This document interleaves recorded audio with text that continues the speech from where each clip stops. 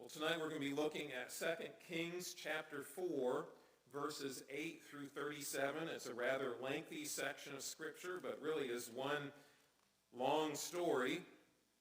And I have to say, when you read this passage of Scripture, it might be one of those where you say, I have more questions than I have answers.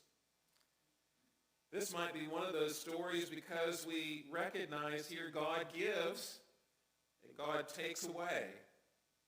And we wonder sometimes in the circumstances how we can see a mother who dumps her son's dead body on a bed, doesn't tell her husband what happened, and then goes after the prophet who predicted the son's birth. How do we engage with that? How do we understand what that means to us today?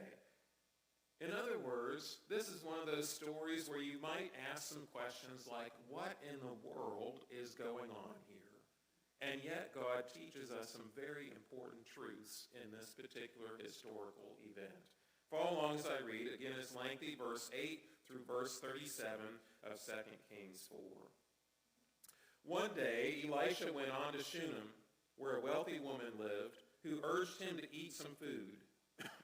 So whenever he passed that way, he would turn in there to eat food.